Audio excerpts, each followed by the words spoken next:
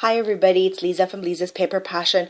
Wanted to show you a quick tutorial, and it's not of this what's in front of you. It's actually a shabby chic flower that I was kind of playing around with my new ruffling technique on my sewing machine. I have a sewing machine and I kind of dabble with sewing certain pin cushions and things like that. And the other day I really wanted to learn how to make a ruffle, because you can do a ruffle by hand. Just, do a gathering stitch and pull it. But oh my gosh, once I learned how to do it on my sewing machine, it's like I've been making ruffles left and right and not knowing what to do with it. And then I started playing around and figured out the most beautiful and easiest shabby chic flower. And I don't know if, somebody else has come up with this, but I was just playing around with it and was kind of inspired by my new ruffle technique. So let me go ahead and show you real quick. This is just, again, I was playing around with my mini dress form die, and this is actually foam, just to tell you real quick what I did with it in case you like it. And I just thought that was so adorable. I put like a little piece of, it's like a crocheted napkin that I had, and I just cut this piece off of it because I used it for something else. And I just used some trim on top of it, and I wanted to anchor it down with something, so I used like one of those Prima wooden buttons, and then it still wouldn't stand, so I'm not completely finished with it, but I used one of these ribbon holders, so now it stands. So anyway, I put that aside. So this is what I'm going to be showing you how to make. Isn't that gorgeous? And I tried to do it with a couple of other fabrics and materials, and I found what works best and easiest is if you have lace, and it has to be something that has pretty edges. So let me show you, for example, which I'm going to show you how to make one out of this particular lace, and it's got to be pretty thick because the small ones don't really work well, and you'll get a really tiny flower, and it won't look right. So this is stretchy lace. It doesn't have to be. And it is, you need at least 1 yard. And like I said, you can either do the ruffling, like a gather and pull technique, or you could just do a ruffle on your sewing machine. And I'll show you what I mean by ruffle. So this is a good 3-inch wide lace. And I wouldn't really go much smaller than this because I'll show you why. Okay, so let me go ahead and let's put this in the back for inspiration. The first one I'm going to show you is, okay, so let me go back, sorry. So this is the before. This is what the lace looked like before. And then after I ruffled it on the, and I know there's probably a better term for it, on the sewing machine. So you basically go down the middle, and there's a YouTube video. If somebody wants to learn how to do it on their sewing machine, I can give them the link, because excuse me, I can't remember. It has to do with the tension and the stitch length. So you can also do this by hand. It takes a long time, but you just take a needle and thread and go all the way down and then pull the thread, and then you'll get this. But on the sewing machine, like I said, 10 times faster. So anyway, so this is, believe it or not, this is all of this, which is not that much, is a yard of fabric. And it takes up a lot because it's ruffling it and gathering it and pulling it all together. So okay, so here is how I made this beautiful flower. You need a glue gun, and you need a yard of lace, like I said, which has 2 sides to it. Let me move some of the stuff that's on my desk. And then some pretty centers that you want to use. So all you have to do, and it doesn't really matter which side, but you're going to roll it in. So since this is kind of rolling in already, and what you want to do is make sure that you're lining up like the stitch line, like that. And every little, like couple of rolls, just glue it down. You don't need a whole bunch, but you do need it to keep it together. So just keep doing that. I really like how this comes out, and it's so easy. You don't have to cut things out, fold them, and put things together. And you could tell it's kind of kind of forming on the top, which is what you want. And it's okay if one side is bigger than the other. I try to stitch it down the middle, but when you're freehanding, sometimes you don't do it 100% down the middle. And it's okay. It's a shabby chic flower, so you don't need to be 100% perfect because it's shabby, right? Hope everybody's enjoying their Sunday. I've been wanting to do this tutorial for a few days. So this is going to kind of come out big because it's a fluffy, more fluffy lace. Okay, so that's the end of it. Okay, so this is what you want to have. And I'm just going to cut these little extra pieces off right there.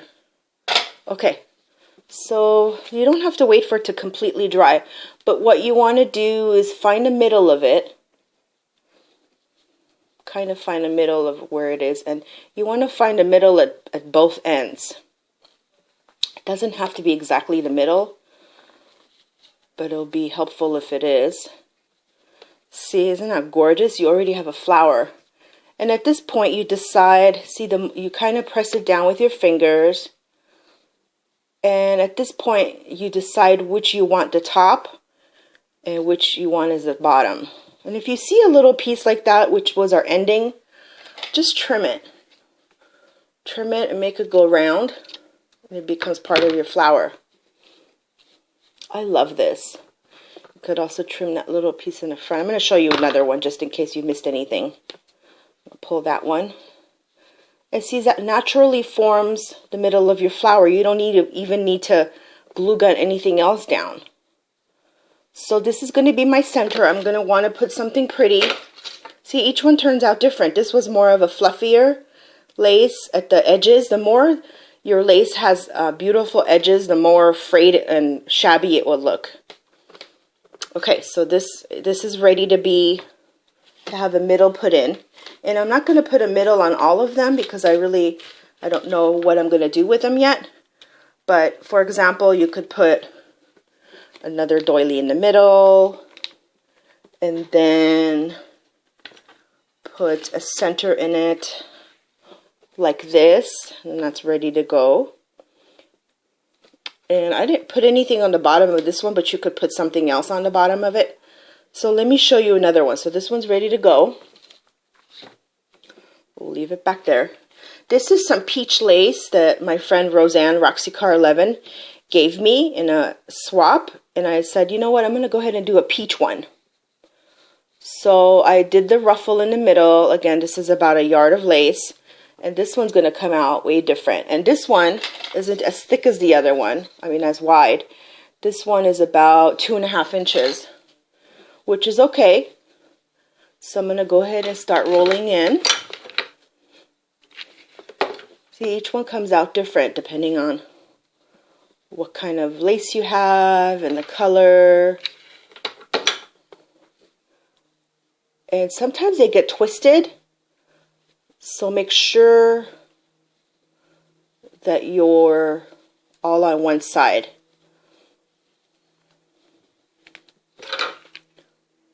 Hope everybody could see this okay.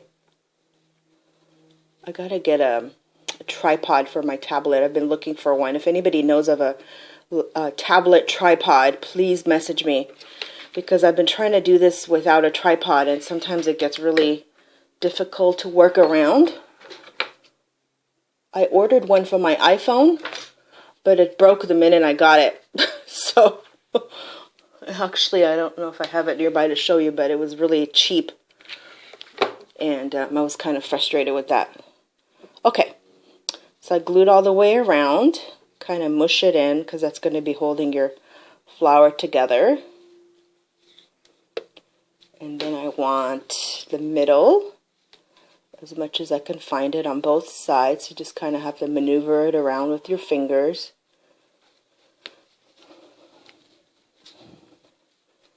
And then flatten it out. See, there you go. There's another one ready to go. And again, if you want to put something in the center of it, or if you want to do a simple bling in the middle. I know this is really blingy.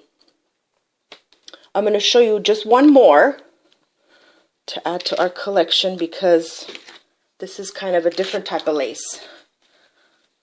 This was a thinner lace, and it was one that was pretty wide. This was like before. It was pretty wide. Like I would say, before I folded it, it was 4 inches. So I folded it, and one edge is really pretty. The other edge is okay. So I'm going to show you how this one comes out. I've been saving a few to show you guys. You just twist it in. And if you want to practice, like before you glue it down, to see what it'll look, that way you don't have to waste your time. That's what I ended up doing. I ended up doing one out of, I tried burlap. Burlap didn't work. I tried muslin, and that worked. That actually, it worked okay. But I really find, like I said in the beginning, that having something with really pretty edges works the best.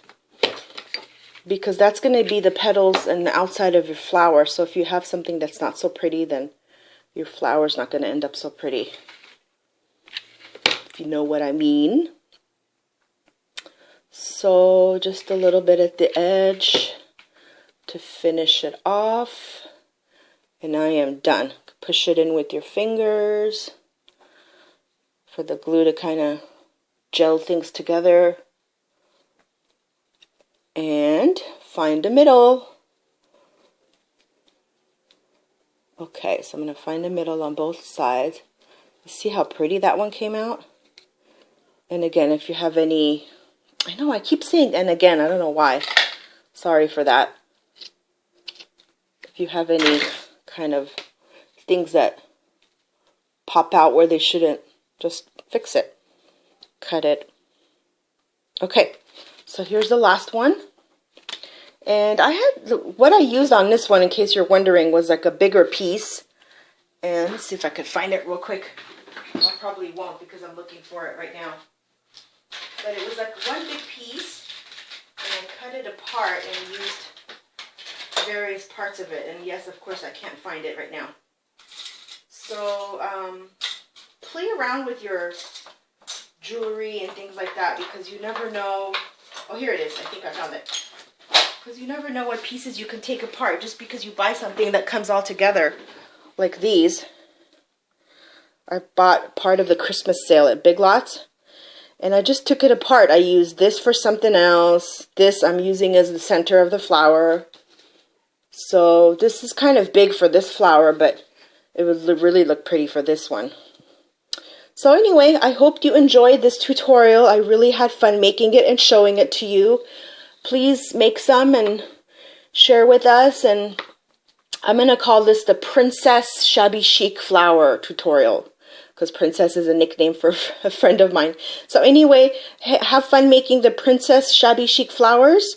And subscribe, leave a comment, tell your friends about my channel. Another big giveaway coming up when I reach 700 subbies. Thank you very much, everybody. Bye. God bless.